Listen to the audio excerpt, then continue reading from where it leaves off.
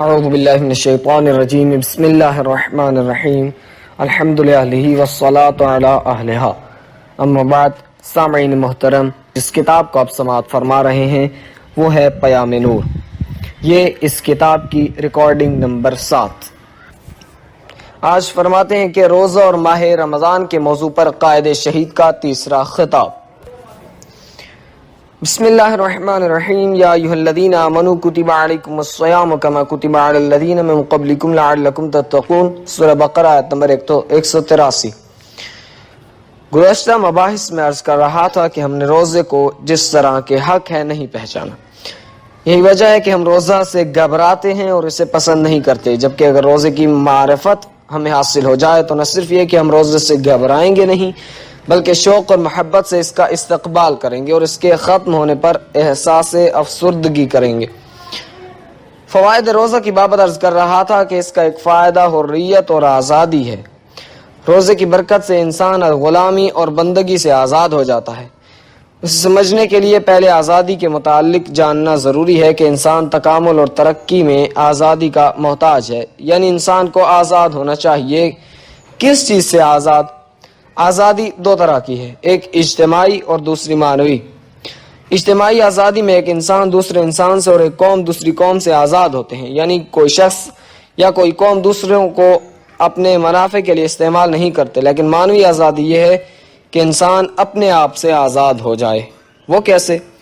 جیسا کہ قرآن کے مطابق انسان دو عناصر کا مرکب ہے۔ فرمان الہی ہے کہ ہم نے انسان کو مٹی سے خلق کیا اور پھر نفخت فیہ من روحی، سورہ حجر آیت نمبر 29، ہم نے اس میں اپنی روح پھونکی۔ البتہ اس وقت روح پر بحث نہیں کریں گے۔ یا یہ کہ خدا نے فرشتے کو خلق کیا تو اسے صرف عقل سے نوازا، حیوان کو فقط شہوت دی، لیکن انسان کو عقل و شہوت دونوں عناصروں ودیت کر دیے۔ انسان ظاہراً ایک ایسا وجود جس کے اندر کئی مختلف قوتیں پوشیدہ ہیں، مثلا شہوت، غضب، لالچ، حب ذات، حب نفس اور حب مقام وغیرہ۔ ان غرائز پر قابو پانے سے انسان معنوی آزادی حاصل کر سکتا ہے، کیونکہ اس کے مقابلے میں خدا نے انسان کو عقل، وجدان، فطرت اور روح سے نوازا ہے۔ مثلا غذا، مکان اور لباس اگرچہ انسان کی بنیادی ضروریات میں سے ہیں، لیکن بہت سے افراد فقط بہترین لباس، غذا اور گھر کی فکر میں رہتے ہیں، جبکہ بعض انسان سادہ لباس، سادہ غذا اور پرانے گھر میں رہ کر اپنی شرافت اور انسانیت کی حفاظت کو ترجیح دیتے ہیں۔ آپ نے دیکھا ہوگا کہ کچھ لوگوں کو دولت، اقتدار اور ترقی کی پیشکش کی جاتی ہے تاکہ فلاں کام کر دیں۔ ایک بعض امیر انسان اس کام کے وجدان اور عقل کے خلاف ہونے کے بعد اس پیشکش کو ٹھکرا دیتا ہے۔ وہ 9 یا 10 گریڈ پر تو اکتفا کر سکتا ہے، لیکن اپنی عقل و فطرت کی مخالفت نہیں کر سکتا۔ پرانے کپڑوں میں گزارا کر سکتا ہے، لیکن اپنے ضمیر کو نہیں بیچ سکتا۔ شہید مطہری رحمۃ اللہ علیہ نقل کرتے ہیں کہ 2 بھائی تھے، ایک دربار میں کام کرتا تھا، دوسرا مزدور تھا۔ دربار میں کام کرنے والا اچھا کھاتا پیتا اور اچھی زندگی گزارتا تھا، اور جو بھائی مزدوری کرتا تھا اس کے کپڑے ہمیشہ پرانے اور ہاتھ زخمی ہوا کرتے تھے۔ دربار میں رہنے والے بھائی نے دوسرے سے کہا، کب تک مزدوری کرتے رہو گے؟ میری طرح تم بھی دربار میں آ جاؤ اور حاکم وقت سے رابطہ کرو، آسانی سے روزی ملتی رہے گی، اچھا گھر ملے گا، پھر گرمی کی شدت میں روزہ رکھنے اور کھیتی باڑی کرنے کی بھی ضرورت نہیں رہے گی۔ دوسرے نے کہا، تعجب ہے تم پر، تم خود محنت و مشقت کیوں نہیں کرتے کہ دوسروں کی غلامی سے آزاد ہو جاؤ؟ ٹھیک ہے، میں تکلیفیں برداشت کرتا ہوں، میرے کپڑے پرانے ہیں، لیکن میری روح آزاد ہے، کسی کے احسان کا بوجھ میرے اوپر نہیں ہے، جو چاہتا ہوں کر سکتا ہوں۔ تمہارے پاس اچھے کپڑے ہیں، اچھا گھر ہے، بہترین ماڈل کی گاڑی ہے، لیکن تمہاری روح غلام ہے۔ تم کسی دوسرے کے ساتھ وابستہ ہو اور اس کے اشارے کے بغیر کوئی کام نہیں کر سکتے۔ بس محنت و مشقت اور مزدوری کر کے دوسروں کی ذلت اور غلامی سے آزاد کیوں نہیں ہو جاتے؟ بنابر انسان کا خواہشات نفسانی کی مخالفت کرنا، عقل و فطرت اور وجدان کو غرائز پر مسلط کرنا معنوی آزادی ہے۔ ایسا شخص آزاد اور آزادی خواہ ہے، لیکن اگر دل خواہی کریں، جو جی میں آئے کھائیں، شہوت کی خاطر نامحرم پر نگاہ کریں، غصہ و غضب میں کسی غریب یا یتیم پر ظلم کریں، تو سمجھ لیں کہ آپ خواہشات کے غلام ہیں۔ اسی طرح اگر معاوضے پر ناجائز کام کی پیشکش کی جائے اور آپ لالچ کے ہاتھوں سے قبول کر لیں، تو بھی جان لیں کہ نفس آپ پر حاکم ہے۔ اور آزاد اس وقت ہوں گے جب خواہشات نفس کی مخالفت کرتے ہوئے عقل و وجدان کی بات مان لیں. مثلا جب نہ محرم سامنے ہو تو آنکھیں نیچی کر لیں یا ناجائز پیشکش کو ٹھکرا دے وغیرہ وغیرہ. آزادی کی ایک اور علامت یہ ہے کہ اگر کوئی فیصلہ آپ کے پاس آئے تو غیر جانبداری اور حق کے ساتھ فیصلہ کریں، خواہ آپ کی شخصیت سے مربوط ہو یا صرف دوسروں کے درمیان. لیکن اگر آپ دوسروں کے درمیان تو فیصلہ حق کے ساتھ کرتے ہیں اور جب بات خود پر آ جائے تو نفس کی مخالفت نہیں کر پاتے تو یہاں بھی یقیناً آپ نفس کی غلامی کا شکار ہیں. ایک اور مثال عرض کرتا ہوں کہ سید ابن طاؤس بزرگ عالم دین گزرے ہیں جنہیں کئی مرتبہ امام زمان سلام اللہ علیہ کی زیارت کا شرف بھی حاصل ہوا. ان کو خلیفہ وقت نے قاضی کے عہدے کی پیشکش کی جسے انہوں نے قبول نہ کیا، اور بہت اصرار کے باوجود بھی جب انکار کرتے رہے تو خلیفہ نے وجہ دریافت کی تو انہوں نے فرمایا کہ اتنے عرصے سے میرے وجود میں عقل اور نفس کی لڑائی ہے جس کا فیصلہ میں ابھی تک نہیں کر پایا، لہٰذا میں لوگوں میں کیوں کر صحیح فیصلہ کر پاؤں گا. دوسری مثال صاحب جواہر کتاب الجواہر کے مصنف اور عظیم فقیہ جن کی تصنیف میدان فقہ میں مجتہدین کے لیے سند ہے. ان کی مثال بقول ہمارے استاد کے ایک مرتبہ یہ بزرگ کنویں میں نجاست گر جانے کے مسئلے پر بحث لکھ رہے تھے، اور چونکہ ان کے اپنے گھر میں بھی کنواں تھا لہذا اس مسئلے پر پہنچے تو سوچا کہ اگر ذاتی مفاد کو مد نظر رکھوں تو کس طرح دلائل سے یہ ثابت کروں کہ کنویں کا پانی نجاست گرنے سے نجس نہیں ہوتا. لیکن چونکہ عقل و وجدان کی نظر میں ایک فقیہ کو ہر حال میں غیر جانبدار اور ذاتی مفاد سے ہٹ کر فیصلہ کرنا چاہیے، لہٰذا اس باضمیر عالم دین نے نفس کی مخالفت کرتے ہوئے پہلے اپنے گھر کا کنواں بند کرایا تاکہ صحیح فیصلہ کرنے میں خواہشات نفسانی آڑے نہ آئیں، اور پھر بحث کی تکمیل کی. آج جس دور سے ہم گزر رہے ہیں لوگوں کی سوچ اور ضمیر کو دیکھیں. 2 مثالیں بیان کرتا ہوں.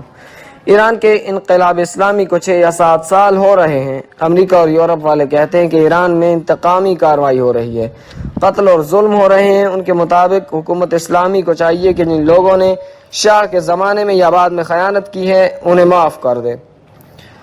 ہم پوچھتے ہیں کہ ایرانی انقلاب کو ابھی 6 سال بھی نہیں ہوئے، وہ لوگ جن کے 72 آدمیوں کے خون سے ہاتھ رنگین ہیں نماز جمعہ میں 70 سال کے سفید ریش کو شہید کر دیا. اگر حکومت ایرانی کی اسلامی عدالت ایسے لوگوں کو سزا دیتی ہے تو آپ اسے انتقامی کارروائی کہتے ہیں، لیکن آپ آج بھی نازی اور جرمنی والوں سے انتقام لے رہے ہیں. بس آپ کے لیے جائز اور ہمارے لیے جائز نہیں ہے. دوسری مثال جب نکسن نے مخالفین کی کیسٹ ریکارڈ کروائے اور اس کے خلاف کیس دائر ہو گیا تو وہاں کی عدالت نے اس کے خلاف حکم صادر کیا اور اسے صدارت سے ہٹا دیا. ذرائع ابلاغ ریڈیو ٹی وی پر امریکی عدالت کی تعریف شروع ہو گئی کہ اسے کہتے ہیں عدالت، آزادی اور ڈیموکریسی، کہ اگر صدر بھی کوئی خلاف قانون کام کرے تو قانون سے بچ نہیں سکتا. ادھر تو صورتحال یہ ہے، لیکن ایران میں جب بنی صدر منافقین کے ہاتھوں 72 آدمی جن میں نمائندگان وزراء، چیف جسٹس اور دوسرے بڑے عہدیدار اور بزرگ شخصیات شامل تھی شہید ہوئے، صدر اور وزیر اعظم کو شہید کیا گیا، علاوہ ازیں کئی دوسرے بے گناہ لوگ شہید ہوئے. اور جب ایرانی پارلیمنٹ نے اکثریت کے ساتھ بنی صدر کو نااہل قرار دیا تو انہی ذرائع ابلاغ نے ایران کی مذمت شروع کر دی کہ یہاں کیسا قانون ہے کہ ایک صدر کو جس نے 11 ملین ووٹ لیے ہیں برطرف کر دیا ہے. فارسی ضرب المثل کہ جس کا ترجمہ یہ ہے یعنی ایک چھت پر 2 ہوائیں چل رہی ہیں، یک بام و 2 ہوارا. وہی کام اگر مغرب والے کریں تو جائز ہے، لیکن جب ہم کرتے ہیں تو ظلم ہے. یعنی یہ لوگ دوسرے کے بارے میں ایک طرح کا نظریہ رکھتے ہیں اور اپنے بارے میں دوسری طرح کا. اسے کہتے ہیں خواہشات کا غلام ہونا. لیکن آزاد لوگ جیسے دوسروں کے بارے میں عدل و انصاف سے فیصلہ کرتے ہیں ویسے ہی اپنے بارے میں بھی عدل و انصاف کو ملحوظ رکھتے ہیں. یہ اسلام کے سنہری اور لافانی قانون فطرت کا نتیجہ ہے. اسلام نے جو روزوں کا حکم دیا ہے تو اس میں بھی انسان 30 دن پریکٹس کرتا ہے. دل چاہتا ہے کھانا کھائے، پانی پیے یا دوسرے کام کرے، لیکن وہ روز صبح سے رات تک ان چیزوں سے پرہیز اور نفس کی مخالفت کرتا ہے. 30 دن کی مخالفت سے بالآخر انسان نفس پر غالب آ جاتا ہے اور اس کی غلامی سے آزاد ہو جاتا ہے.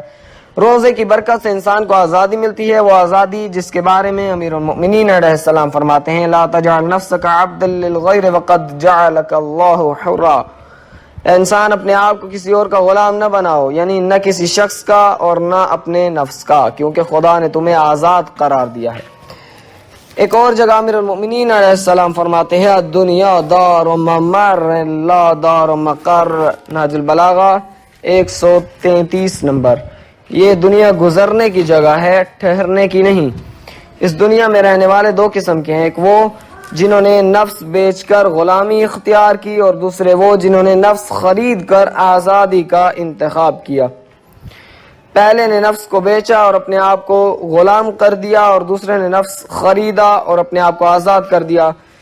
انسان کو چاہیے کہ وجدان و عقل کو خواہشات سے آزاد کرے۔ جب نفس پر کنٹرول ہو، وجدان بیدار ہو جائے اور عقل تسلط پیدا کر لے، تو پھر اس سے پہلے کہ کسی غلطی پر کوئی دوسرا آپ کو سرزنش کرے، آپ خود اپنے آپ کو سرزنش کرے۔ ایک اور مثال عرض کرتا ہوں کہ ایک آدمی نے لواط کیا، نستجیر باللہ، اسلام میں بہت بڑا جرم ہے۔ ایسے شخص کو زمین جگہ نہیں دیتی، اس کا ٹھکانہ جہنم ہے۔ اگرچہ انسان سے گناہ ہو جاتا ہے، لیکن یہ شخص آزاد تھا، لہذا نفس نے اسے دھوکہ تو دیا۔ بسم اللہ الرحمن الرحیم، لا اقسم بیوم القیامہ ولا اقسم بالنفس اللوامہ، سورہ قیامت آیت نمبر 1 اور 2۔ مگر اس کا نفس لوامہ زندہ تھا جو اسے ملامت کرنے لگا کہ تو نے کیوں ایسے گناہ سے اپنے آپ کو آلودہ کیا ہے، بدبخت وغیرہ وغیرہ۔ یہ امیر المؤمنین علیہ السلام کا زمانہ تھا۔ وہ شخص آپ کی خدمت میں حاضر ہوا اور عرض کیا، یا امیر المؤمنین، مجھ سے فلاں گناہ سرزد ہوا ہے، میں اپنے آپ کو اس کی آلودگی سے پاک کرنا چاہتا ہوں، آپ میری سزا معین کریں۔ مولا علیہ السلام نے فرمایا، ہو سکتا ہے کہ تم سے یہ کام نہ ہوا ہو اور غلط فہمی کی بنا پر ایسا کہہ رہے ہو، اور اس طرح اسے واپس بھیج دیا۔ دوسرے دن وہ شخص دوبارہ حضرت کی خدمت میں حاضر ہوا، لیکن آپ نے پھر بات کو ٹال دیا، کیونکہ اسلام میں فقط شبہ کی بنا پر سزا معین نہیں کر سکتے۔ جب تیسرے اور چوتھے دن بھی وہ شخص آیا اور اقرار گناہ کیا، تو مولا علیہ السلام نے فرمایا، ٹھیک ہے، یہاں ایک نقطہ قابل غور ہے، وہ یہ کہ دنیا کے قانون میں جو جرم کرتا ہے وہ قانون سے فرار کرتا ہے، لیکن وہ شخص اور وہ لوگ جن کا نفس لوامہ زندہ ہو، جنہوں نے نفس امارہ سے آزادی حاصل کی ہو، اور وہ قانون سے فرار نہیں کرتے بلکہ خود قانون کے سامنے پیش ہوتے ہیں۔ اب جب کہ تم نے اقرار کیا ہے تو ایسے شخص کے لیے 3 سزاؤں میں سے ایک سزا معین ہے۔ نمبر 1، تلوار سر پر ماری جائے کہ یا تو سر کٹ جائے یا جہاں تک تلوار پہنچے۔ نمبر 2، پہاڑ سے گرایا جائے۔ نمبر 3، آگ میں جلایا جائے۔ اس مومن نے کہا کہ ان تینوں میں سے سب سے زیادہ سخت کون سی ہے؟ حضرت علیہ السلام نے فرمایا، ان تینوں سزاؤں میں سب سے زیادہ سخت آگ ہے۔ مومن نے کہا کہ مجھے یہ سزا قبول ہے۔ دنیا کی آگ میں جلنا مجھے پسند ہے، لیکن جہنم کی آگ میں جلنے کی طاقت نہیں رکھتا۔ مولا علیہ السلام نے اعلان کیا، ایک جگہ کھود کر آگ جلائی گئی۔ حضرت علیہ السلام نے مومن سے فرمایا، تیار ہو جاؤ۔ اس نے غسل و وضو کے بعد 2 رکعت نماز پڑھی اور خدا سے مناجات کرنے لگا، خدایا میں نفس کے دھوکے میں آ کر گناہ کا مرتکب ہوا ہوں، جہنم کی آگ میں جلنے کی طاقت نہیں رکھتا، تیری حجت امیر المؤمنین علی علیہ السلام کی خدمت میں آیا تاکہ میرے لیے اس دنیا میں سزا معین کرے، تاکہ اس دنیا سے جاؤں تو پاک ہو کر جاؤں۔ دعا کی، دل سے آہ نکلی، آنکھوں سے آنسو جاری ہوئے۔ دعا ختم کر کے آگ کی طرف بڑھنے لگا۔ حضرت علیہ السلام یہ منظر دیکھ کر آبدیدہ ہو گئے اور مومن سے فرمایا، بندے خدا، تیرے رونے سے زمین و آسمان کے ملائکہ روئے ہیں، خدا نے تیرا گناہ معاف کر دیا اور تیری توبہ قبول فرمائی ہے، اب جاؤ اور آئندہ ایسا جرم نہ کرنا۔ یہ جو انسان بجائے اس کے کہ سزا سے بھاگ جائے اپنے آپ کو سزا کے لیے پیش کرتا ہے، یہ نفس کی پاکیزگی ہے، خواہشات سے آزادی ہے، عقل و وجدان کی حکومت ہے۔ نفس لوامہ جو اپنے آپ پر ملامت کرتا ہے، اور یہ چیز روزوں کی برکت سے انسان کو ملتی ہے۔ سب سے زیادہ آزاد مرد جس نے دنیا کو آزادی کا مفہوم بتایا امیر المؤمنین علیہ السلام ہے۔ آزادی حکومت، آزادی قضاوت، انفرادی آزادی، یعنی آزادی ہر رنگ میں آپ کی ذات کا حصہ تھی۔ مولا متقیان علیہ السلام نے اس وقت بھی لوگوں کو آزادی کی راہ دکھائی جب جنگ صفین سے واپس آ رہے تھے۔ شہر میں لوگوں کو پتا چلا کہ خلیفہ مسلمین آ رہے ہیں، بڑے بڑے لوگ استقبال کے لیے باہر آئے اور حضرت علیہ السلام کے لیے خاص قسم کی تعظیم کرنے لگے۔ حضرت علیہ السلام نے فرمایا یہ کیا ہے؟ لوگوں نے کہا مولا ہم ایرانیوں کا دستور ہے کہ بادشاہ اور امراء کے لیے اس طرح احترام کرتے ہیں۔ حضرت کو غصہ آیا، فرمایا خبردار، اس میں آپ کی ذلت اور پستی ہے اور ایک حاکم کے لیے غرور و تکبر اور دھوکے کا باعث ہے۔ ایسی تعظیم خدا کے علاوہ کسی دوسرے کو زیب نہیں دیتی۔ نہج البلاغہ میں حضرت علیہ السلام کے دو جملے ہیں۔ آپ علیہ السلام فرماتے ہیں اگر آپ مجھ پر اعتراض و انتقاد کرتے ہیں یا مجھ سے سوال کرتے ہیں تو میں خوشی سے آپ کی بات اور اعتراض سننے کے لیے تیار ہوں۔ مجھ سے کسی طرح کا خوف نہ کھاؤ۔ ٹھیک ہے میں آپ کا خلیفہ ہوں لیکن آپ کو پوری آزادی حاصل ہے، میں آپ کا ہر جائز اعتراض سننے کو تیار ہوں۔ دوسری جگہ فرماتے ہیں کہ وہ لوگ جو حق کی بات سننا برداشت نہیں کرتے، یعنی اگر حق بات کریں تو پسند نہیں، صحیح اعتراض کریں تو انہیں غصہ آ جاتا ہے، تو ایسے انسان کو حق پر عمل اور عدالت کے ساتھ چلانا بہت مشکل ہے۔ شیخ مطہری رحمۃ اللہ علیہ نقل کرتے ہیں کہ نوشیروان جو ایک بادشاہ گزرا ہے کہ دربار میں وزراء اور مشاورین بیٹھے چاپلوسی کر رہے تھے کہ جو تم کہتے ہو وہی صحیح ہے۔ ان میں ایک آدمی تھا جسے درباری ماحول یا یہاں کی قیود و حدود کا علم نہیں تھا۔ بادشاہ سے اجازت لے کر کھڑا ہو گیا اور کہنے لگا بادشاہ سلامت، جو بات آپ نے کی اس میں یہ نقص ہے اور یہ خرابی ہے، یہاں آپ کا موقف صحیح نہیں۔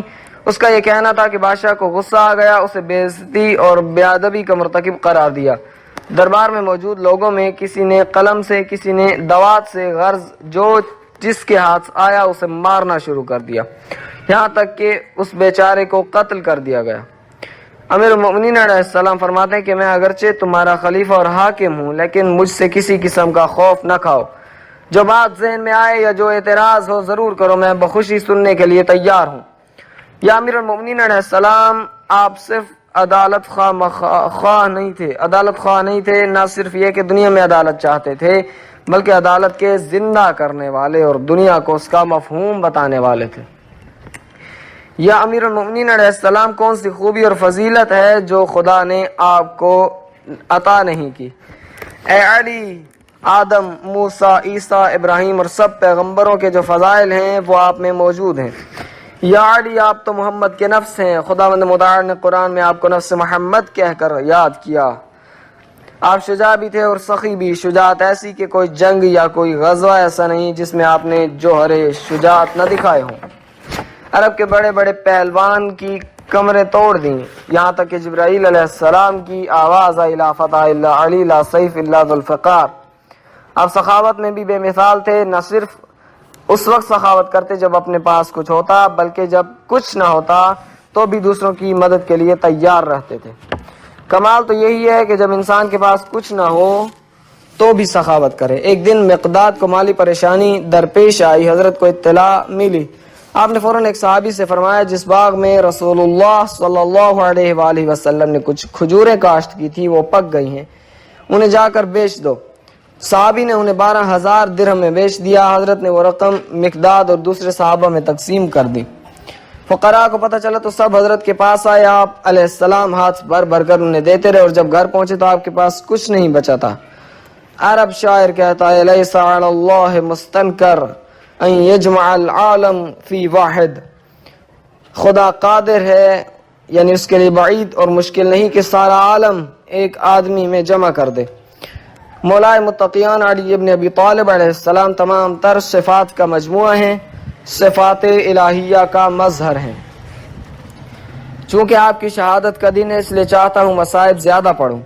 تاریخ بتاتی ہے کہ آپ علیہ السلام مظلوم ہیں۔ آپ نے اپنی مظلومیت کو نہج البلاغہ کے خطبہ نمبر 3 میں بیان فرمایا، صبرت فی العین قدم وفی الحلق شجا، مجھ پر یہ 25 سال بہت گرا گزرے لیکن میں نے صبر کیا اور اس آدمی کی مانند تکلیف میں رہا کہ جس کی آنکھ میں کانٹا اور گلے میں ہڈی اٹکی ہو۔ آپ علیہ السلام خلافت سے پہلے بھی اور خلافت کے بعد بھی مظلوم تھے۔ حصول مقصد کے لیے وسیلے کے انتخاب میں کمیونسٹ اور مسلمانوں کے درمیان بحث ہے۔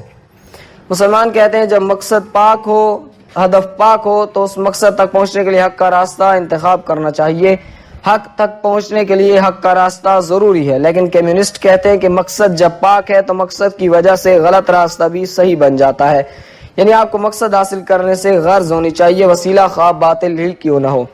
اسی طرح کے خیالات صہیونی بھی رکھتے ہیں ادارہ۔ جنگ عظیم دوم میں کمیونسٹوں کا رویہ واضح تھا کہ وہ فاشسٹوں کے مخالف تھے، لیکن انہوں نے اسی مقام پر اپنے دشمن کے خلاف فاشزم کا ساتھ دیا۔ اسی طرح سرمایہ دارانہ نظام کے مخالف تھے، لیکن اسی جنگ عظیم میں اپنے اس اصول کی مخالفت کی۔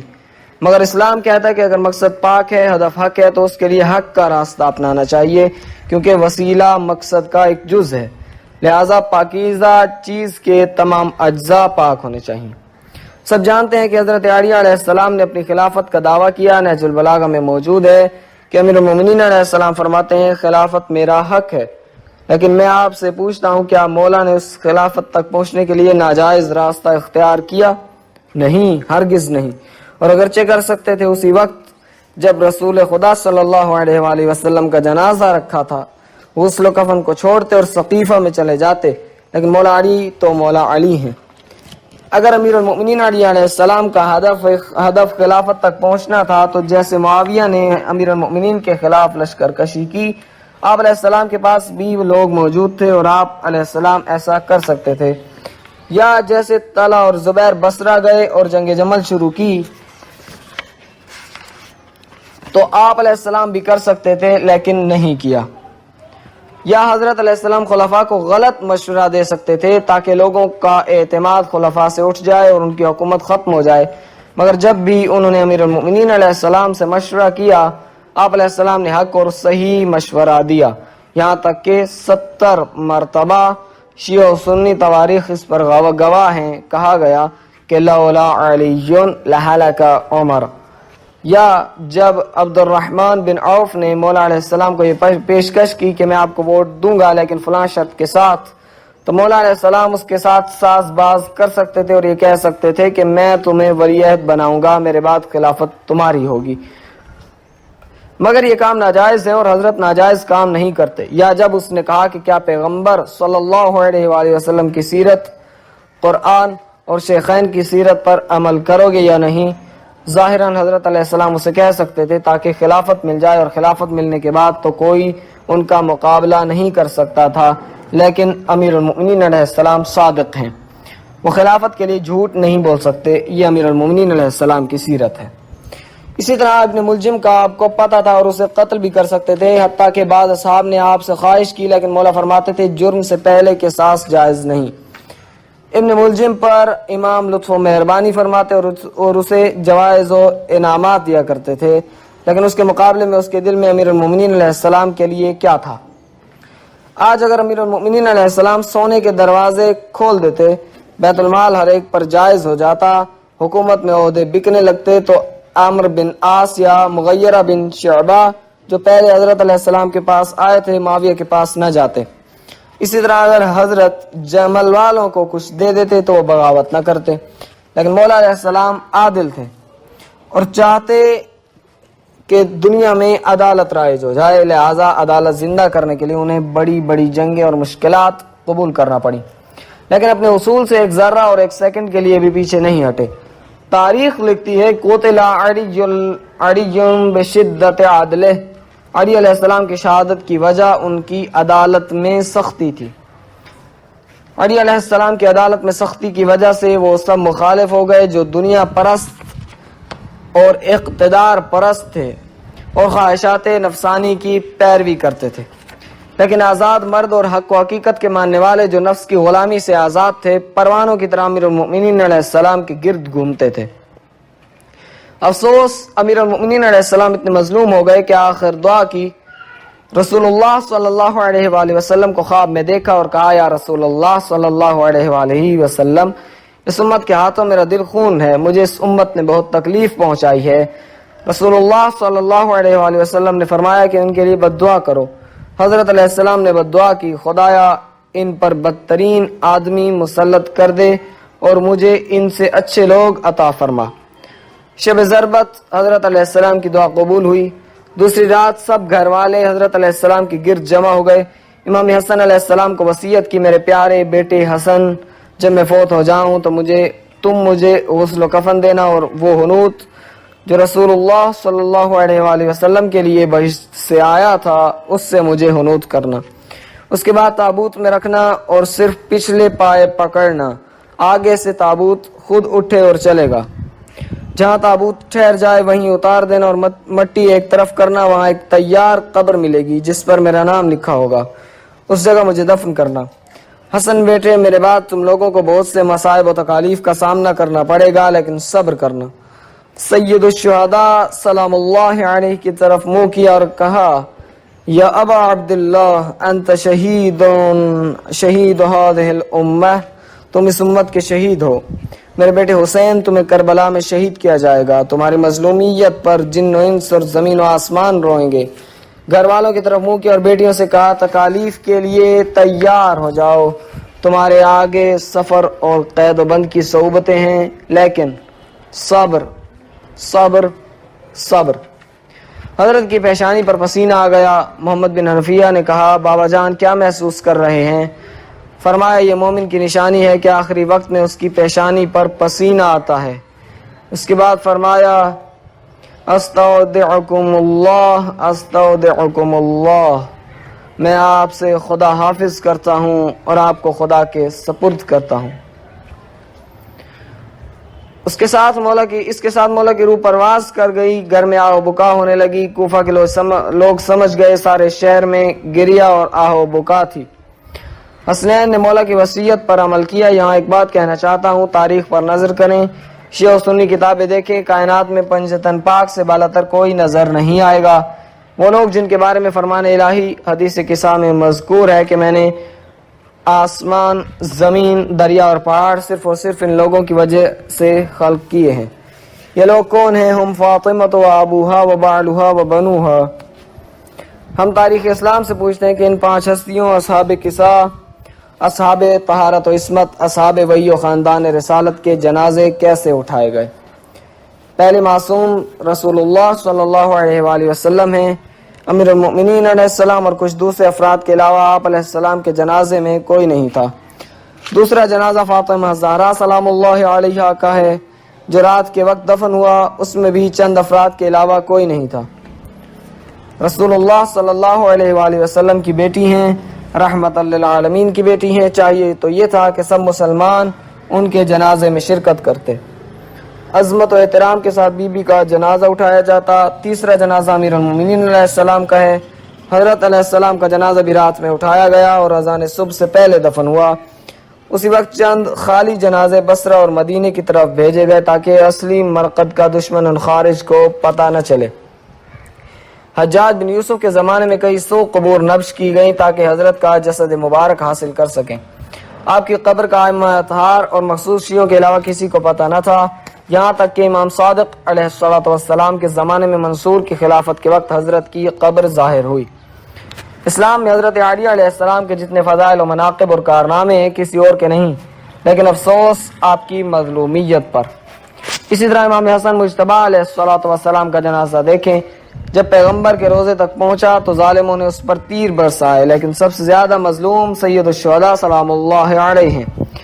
حضرت عالیہ علیہ السلام کے جنازے کو غسل و کفن کیا گیا. گھر والے ان پر روئے، اصحاب موجود تھے. عزت و احترام سے حضرت کا جنازہ اٹھایا گیا.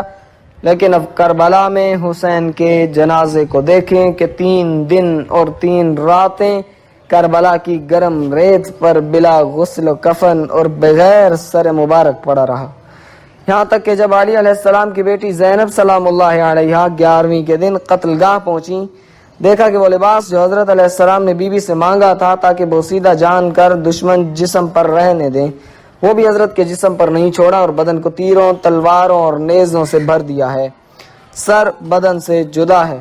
علی کی بیٹی نے جب بھائی کا جسم اس حالت میں دیکھا تو صبر نہ کر سکیں. منہ مدینے کی طرف کر کے کہا، واہ محمدا صلی علیک ملائکۃ السماء وہذا حسینک مرمل بالدماء مقطع الاعضاء وبناتک صبایا.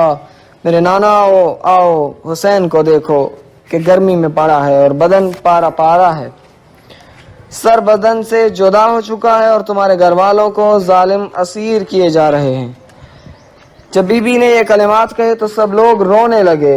علی کی بیٹی نے دونوں ہاتھ بھائی کے جسم کے نیچے کر کے کہا، اللہم تقبل منا ھذا القربان. علی کی بیٹی بھائی کے جنازے پر بیٹھ گئی اور رونے لگی.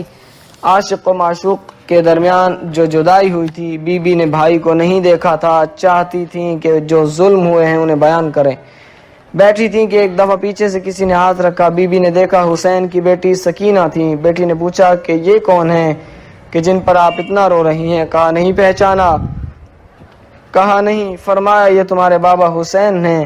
سکینہ بولی پھوپھی جان اجازت دیجئے میں بابا جان کو بتاؤں کہ آپ کی شہادت کے بعد ہم پر کیا کیا مصیبتیں گزری۔ صلی اللہ علی محمد وآل محمد۔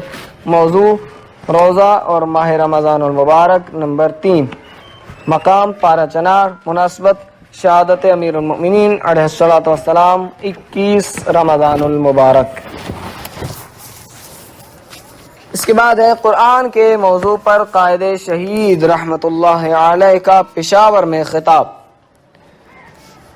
بسم اللہ الرحمن الرحیم۔ یا ایہا الانسان انک کادح الی ربک قدحا فملاقیہ۔ سورہ انشقاق آیت نمبر 6۔ ہماری بات رسول اللہ صلی اللہ علیہ وآلہ وسلم کے اسوہ حسنہ کے بارے میں تھی کہ ہمیں حضرت کے اسوہ حسنہ کے مطابق زندگی گزارنا چاہیے، اور پھر عرض کیا تھا کہ رسول اکرم صلی اللہ علیہ وآلہ وسلم کا خلق قرآن ہے۔ حدیث میں ہے کہ خلقہ قرآن، پیغمبر صلی اللہ علیہ وآلہ وسلم اور اہل بیت پیغمبر کا خلق قرآن ہے۔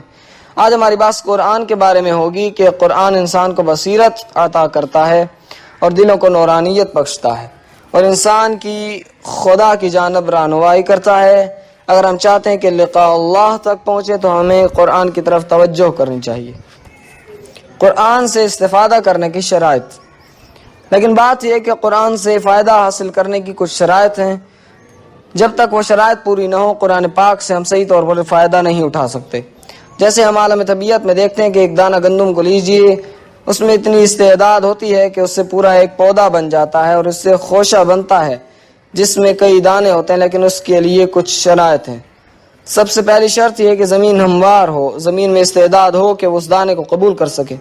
دوسری شرط یہ ہے کہ وہ زمین شور زدہ نہ ہو۔ تیسری شرط یہ ہے کہ زمین سنگلاخ نہ ہو، اگر اس پر یہ دانے ڈالے جائیں تو وہ کوئی نتیجہ دیں گے یہ نہ ہو کہ پرندے کھا جائیں۔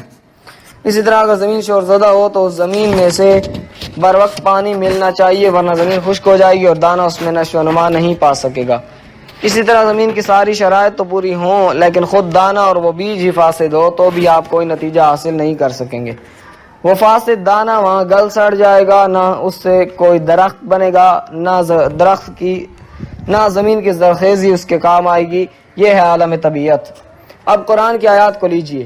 اگر ان آیات قرآنی سے ہمیں مکمل فائدہ اٹھانا ہے تو ضروری ہے کہ ہم اپنے آپ کو اس کے لیے آمادہ کریں، اور ان تمام شرائط کا ہونا ہمارے لیے ضروری ہے جن کے ذریعے قرآن سے استفادہ کیا جا سکتا ہے۔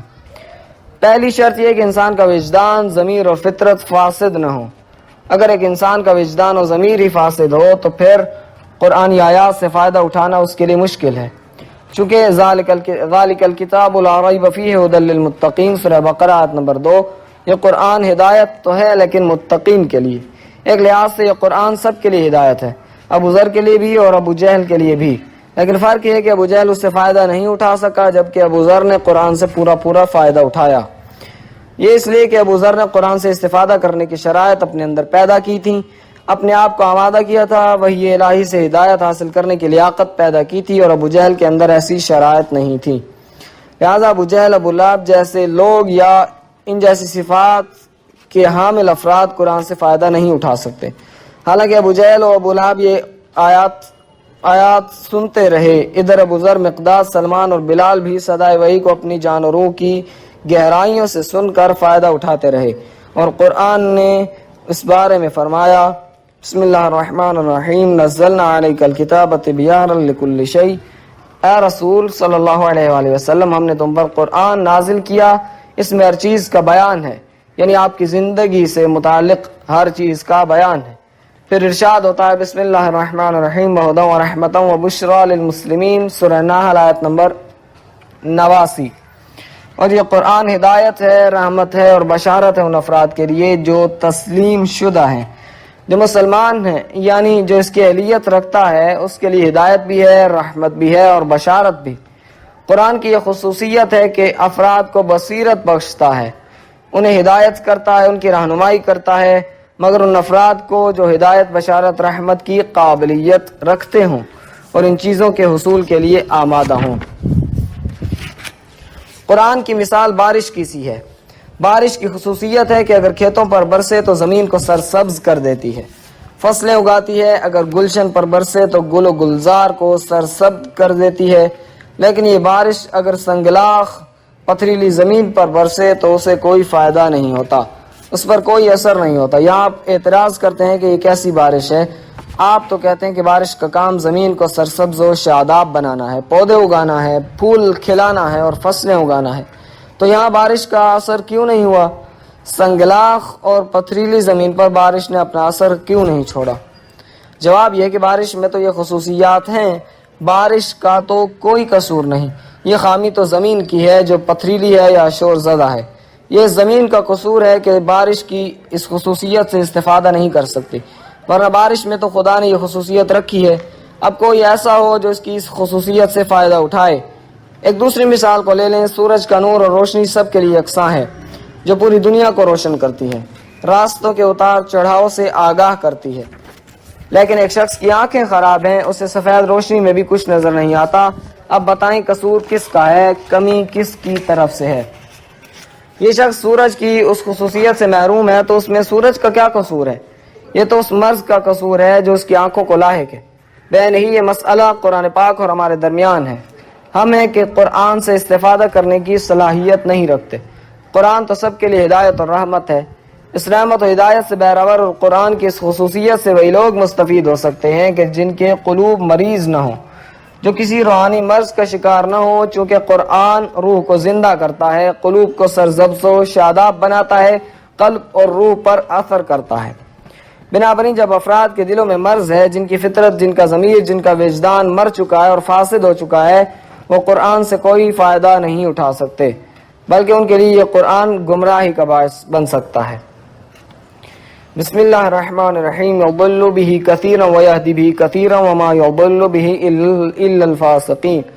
سورہ بقرہ آیت نمبر 26۔ بہت سے لوگ اس سے گمراہ ہو جاتے ہیں اور بہت سے اس سے ہدایت پاتے ہیں، اور گمراہ نہیں ہوتے مگر جو لوگ فاسق ہیں۔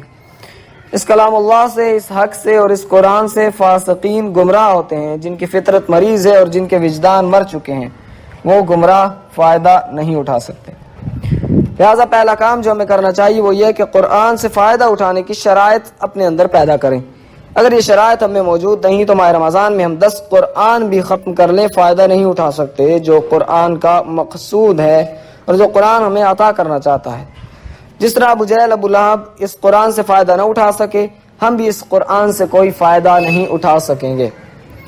چونکہ آپ دیکھتے ہیں کہ انسان بعض اوقات مادیات میں اس دنیا میں اس قدر مستغرق ہوتا ہے، اس قدر اس دنیا میں ڈوب جاتا ہے کہ اپنی آخرت کو بھول جاتا ہے، خدا کو بھول جاتا ہے۔ وہ متوجہ نہیں ہوتا کہ اسے کسی اور جگہ جانا ہے، اسے کسی اور منزل پر پہنچنا ہے۔ لہٰذا ایسے حالات کو اپنے آپ سے دور کرنا چاہیے۔ خدا نخواستہ یہ حجاب، یہ پردہ خدا اور ہمارے درمیان حائل ہو جائے تو ہمارے لیے خطرناک ہے۔ اس پردے اور حجاب کی موجودگی میں ہم قرآن سے کوئی فائدہ نہیں اٹھا سکتے۔ یہ کیفیت ہم پر برا اثر چھوڑتی ہے۔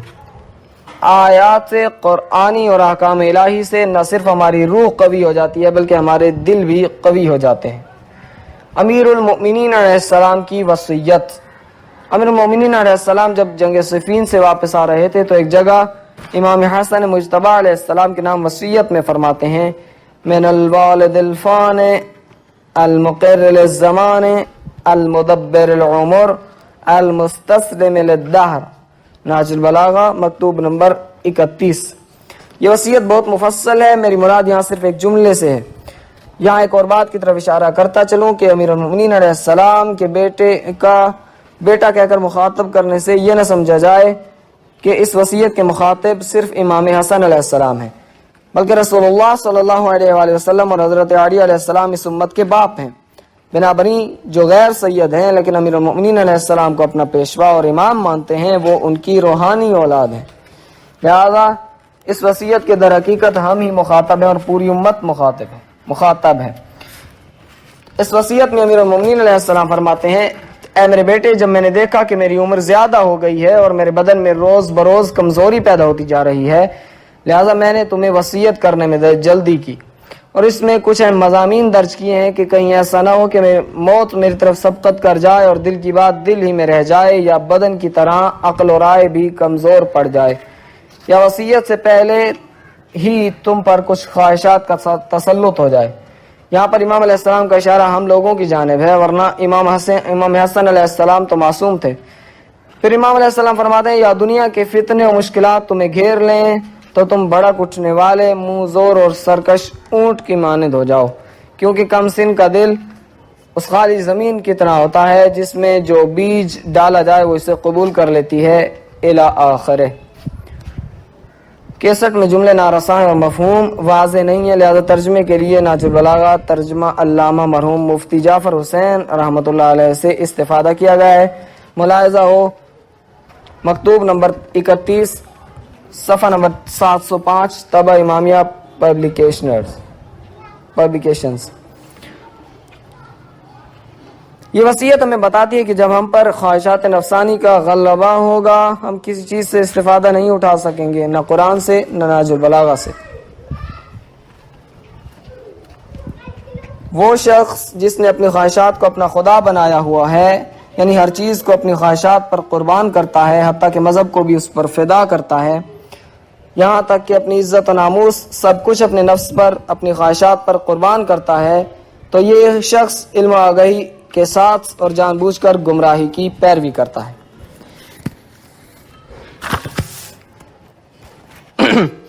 بنابراین اگر ہم خواہشات نفسانی پر قابو نہ پائیں تو نہج البلاغہ کے خطبے ہوں یا قرآن کی آیات ہمارے دلوں پر اثر نہیں کریں گی، چونکہ ہمارے دل مردہ ہو چکے ہیں۔ اس کے بعد ہم اگر قرآن کو گردن میں ہی کیوں نہ ڈال لیں، پھر ہم نہج البلاغہ کے خطبات کو حفظ ہی کیوں نہ کر لیں، کوئی اثر نہیں ہوگا۔ لہذا پہلی شرط قرآن سے صحیح فائدہ اٹھانے کی یہ ہے کہ ہمارا دل زندہ ہو، مرا ہوا نہ ہو، ہمارا دل فاسد نہ ہو، ہماری فطرت ہمارا وجدان فاسد نہ ہو۔ اگر انسان کی فطرت و وجدان فاسد ہو جائے تو وہ گمراہ ہو جاتا ہے۔ بس برادران عزیز، ہمیں اپنی خواہشات پر قابو پانے کی طرف متوجہ ہو جانا چاہیے، اپنے نفس کو لگام دینا چاہیے جس طرح حیوان کو لگام دی جاتی ہے۔ ایک خطبہ میں امیر المومنین علیہ السلام گناہوں اور خواہشات نفسانی کی پیروی کو اس سرکش گھوڑے سے تشبیہ دیتے ہیں کہ جس پر انسان سوار ہو اور اس کی لگام انسان کے ہاتھ سے نکل چکی ہو۔ اب آپ بتائیں ایک سرکش گھوڑا انسان کو کہاں لے جائے گا؟ ایسے میں ہلاکت کے سوا اس کا نصیب کیا ہوگا؟ دیکھیں مولا علی علیہ السلام خواہشات اور گناہوں کو سرکش گھوڑے سے تعبیر کرتے ہیں۔ اگر ہم اس پر قابو نہیں پائیں گے اور اس کی طرف متوجہ نہیں ہوں گے تو وہ ہمیں ہلاک کر ڈالے گا۔ آہستہ آہستہ ہم تباہ ہو جائیں گے۔ خواہشات کی پیروی اور گناہ انسان کو ایک دم تباہ و ہلاک نہیں کرتے۔ آپ ایک خطرناک و ظالم و سفاک قسم کے انسان کو دیکھیں، کسی ڈاکو کو دیکھیں، کیا وہ پہلے ہی دن ایسا تھا یا وہ اپنی زندگی کے مختلف مراحل سے گزرنے کے بعد آہستہ آہستہ اس مقام پر پہنچا؟ وہ گناہ ایک برائی ایک دفعہ یا 2 دفعہ یا 3 دفعہ انجام دیتا ہے، پھر وہ اس میں راسخ ہو جاتی ہے اور اس کا دل مسخ ہو جاتا ہے، لیکن اسے بالکل پتہ نہیں چلتا۔ پھر وہ اچھائی اور برائی میں تمیز کرنے میں مشکل محسوس کرتا ہے، وہ برائی اور گناہ کے ادراک کرنے کی صلاحیت سے محروم ہو جاتا ہے۔ پھر وہ ایک آدمی کو قتل کرتا ہے اور اس کو احساس تک نہیں ہوتا، 1000 آدمی قتل کرتا ہے، اسے محسوس تک نہیں ہوتا کہ اس نے کیا کیا ہے۔ لیکن آپ ایک چوزے کو بھی مار ڈالیں یا پہلی دفعہ اسے ذبح کریں تو آپ کا دل کانپتا ہے، ڈر سا محسوس ہوتا ہے، لیکن وہ شخص جس کا دل مسخ ہو جائے، دل فاسد ہو جائے، فطرت خراب ہو جائے، وہ لاکھوں انسانوں کو بھی ہلاک کر دے تو اسے احساس تک نہیں ہوتا۔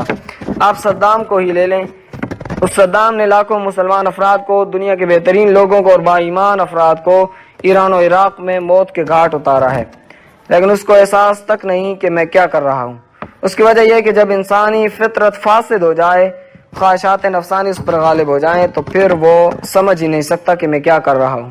لہذا میں آپ سے یہ عرض کرتا ہوں، البتہ میں اپنے آپ کو کہتا ہوں پھر آپ کو، کہ ماہ رمضان المبارک کا وقت تربیت نفس کا وقت ہے۔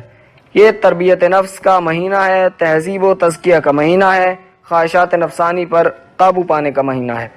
یہ جو آپ صبح سویرے اٹھتے ہیں، فجر سے لے کر غروب آفتاب تک نہ کچھ کھاتے نہ کچھ پیتے ہیں، یہ سب تہذیب نفس ہے، نفس کو کنٹرول کرنے کے لیے ہے۔ حتیٰ کہ آپ اس دوران کوئی حلال چیز بھی نہیں کھاتے، حالانکہ وہ موجود ہوتی ہے۔ یہ سب تربیت نفس کے لیے کہ ایک ماہ انسان نفس کی تربیت کرے تاکہ پورا سال خدا کی حرام کی ہوئی چیزوں سے بچا رہے۔ لہذا ہمیں ان دنوں سے، ان مبارک ایام سے، ان لحظات کی برکتوں سے اور ان دونوں کی رحمتوں سے زیادہ فائدہ اٹھانا چاہیے، تاکہ ماہ رمضان المبارک کے گزرنے کے بعد ہمارے نفس تربیت پا چکے اور پورا سال گناہوں سے، خدا کی نافرمانی سے محفوظ رہیں، ہمارے افکار پاکیزہ ہو جائیں، ہمارے دل آمادہ ہو جائیں، ہم قرآن سے زیادہ استفادہ کر سکیں، نفس ہمیں ادھر ادھر نہ لے جائے بلکہ ہم نفس کو جہاں چاہیں لے جائیں، یہ سرکش گھوڑا ہمارے قابو میں آ جائے، اس کی لگام ہم اپنے ہاتھ میں لے لیں۔ یہ سب کچھ ہو سکتا ہے اگر ہم نے ماہ رمضان المبارک میں صحیح معنوں میں گزارا ہوگا۔ ہم اس مقام پر فائز ہو سکتے ہیں کہ جہاں ہم چاہیں اپنے نفس کو لے جائیں، نہ کہ نفس جہاں چاہے ہمیں لے جائے۔ ماہ رمضان کے بعد ہم اس مقام پر فائز ہو سکتے ہیں۔ ماہ رمضان کے بعد قرآن سے ہم پوری طرح فائدہ اٹھا سکتے ہیں۔ ماہ رمضان قرآنی بہار کا مہینہ ہے، ہمیں اس سے پورا فائدہ اٹھانا چاہیے۔ السلام علیکم ورحمۃ اللہ وبرکاتہ۔ موضوع قرآن اور ہم، مقام پشاور، مناسبت ماہ رمضان المبارک۔